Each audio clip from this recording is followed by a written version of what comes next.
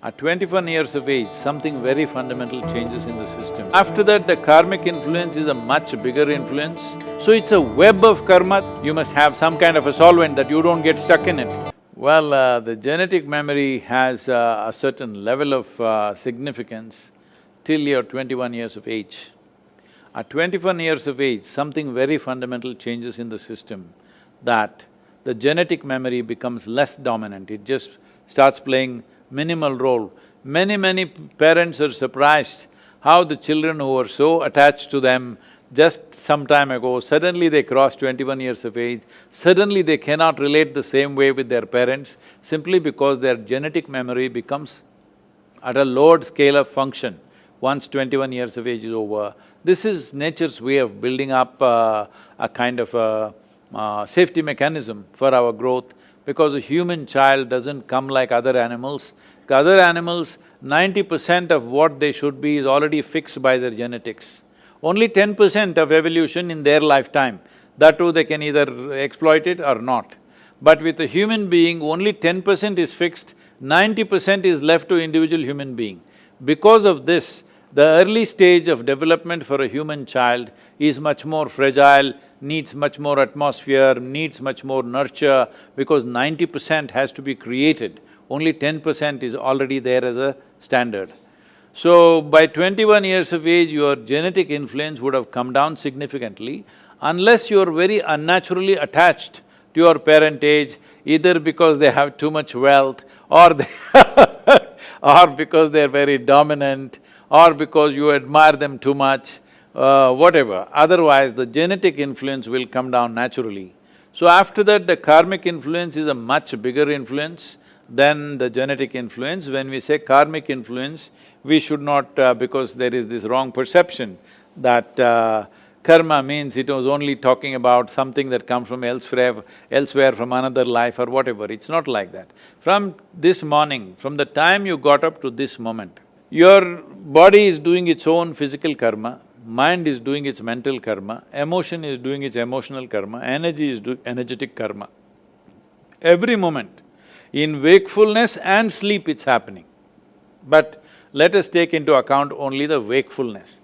From the moment you got up till now, how much of these four aspects of karma have you performed consciously? If you look at it, I don't want to ask you the question, I would normally ask, but with you are all doctors, I won't ask you the question, I will just say this, you please analyze this yourself.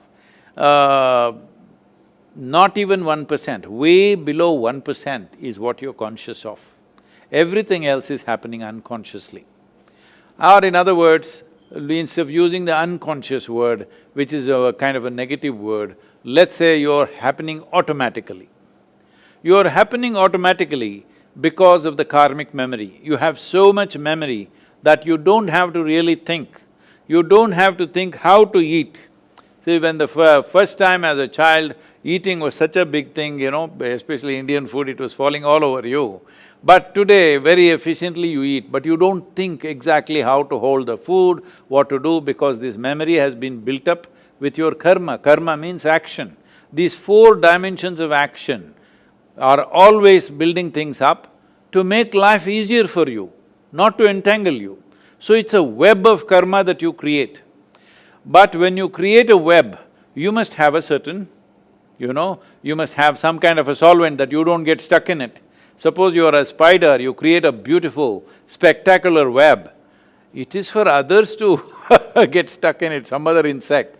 But if the spider itself gets entangled in it, that is a stupid spider. So that is what is happening to human beings. An elaborate system of memory is being created every moment. See, you may be sleeping, there are many experiments like this, I won't go into the detail. Even when you're sleeping, you're fast asleep, you don't know. I will speak in a language that you do not know 1 or 10 sentences. Actually, we can hypnotize you after many months or years, we can make you say those sentences in a language that you do not know, you perceived it at a time when you are fast asleep. It is possible to do that. So I am saying if you walk from this place to that place, there may be 25 different kinds of smells. You may not notice it consciously. Only if it's very acute, either it is very bad or very good, you may notice it, otherwise you don't notice it. But in the sensory system, all that is recorded. So without knowing why, without actually mentally or intellectually articulating it, you just don't like to go to certain places. Maybe it's the smell, maybe it's the vision, maybe it's the sounds, maybe it's just the energy there, whatever it is, your four dimensions of karma, physical, mental, emotional and energetic karma is always building an elaborate and spectacular web for you. This web is not to trap you, this web is to make life automatic so that many things you don't have to think. Just like that you can do it because it's in your karmic memory. But unfortunately, because people are getting so identified with many things that they do, and they start choosing what is good and what is bad.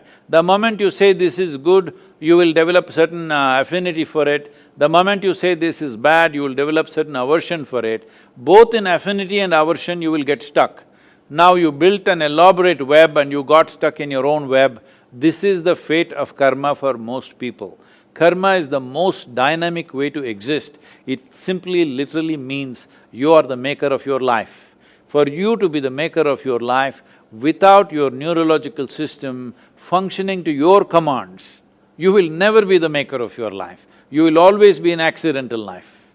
So if you move away from being an accidental life, the people who are experiencing unnecessary levels of anxiety and fear and things on a daily basis, a whole lot of medical professionals are going about saying, these are normal things, you're anxious, it's normal, even I am also anxious. This is not the way to make a human being. A human being is capable of being above this.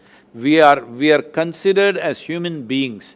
We did not use the word being for any other creature. We don't call an elephant being, a tiger being, an ant being or something like this. We only called humans as beings because you are capable of being. That means you are capable of conscious existence. That means you are capable of using every faculty that you have the way you want, not in reaction to what happens around. But the lawyer asked, you've been married for 18 years. Only now you realized her table etiquette is bad? He said, well, only yesterday afternoon, I happened to pick up a book on table etiquette. As I read it, I realized her table etiquette is terrible, so I want to divorce her. So so, people are constantly changing their intentions. Yeah. Holding on to certain intent means holding on to a basic plan. Rest of the plan can go whichever way, whether it'll go as a straight line, as a curve or a zigzag, we don't know. There are many life situations.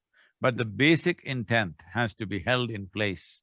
Your intent cannot be held in place unless you change your identity, in the sense, if your identity is too much about your body or your intellect or your emotions, then you can only operate as an individual.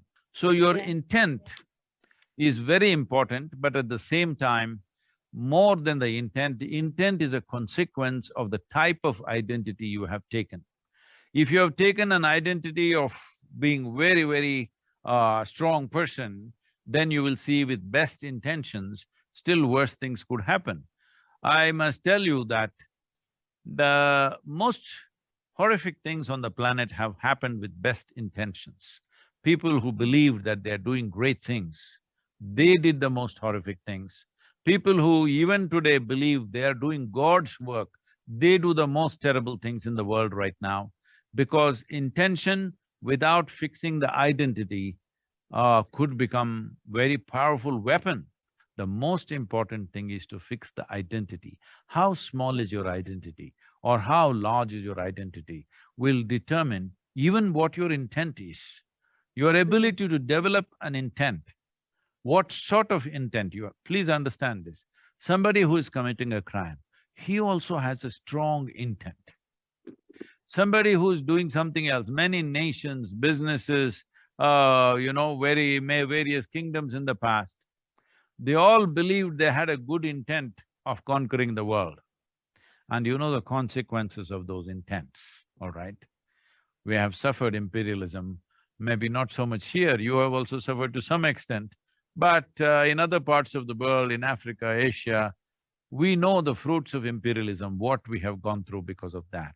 But in their minds, their intent was a powerful, wonderful intent of their idea of a one world, okay? So it's very important that we first fix the identity. If you Mm. fix the identity as not a limited identity but as a cosmic identity, then Yeah. intentions will naturally flow. See, Mm. whatever you identified with that you always have the best intentions. You don't have to culture those intentions. You have a little Mm. baby, now you don't have to think, I will do only good things to this child. It's rubbish, you don't even have to… you don't even need a thought like that. Because you see it as yours, naturally, all the intention is there. You just have to Mm. see the world as yours. You have to see this universe as yours and it is yours.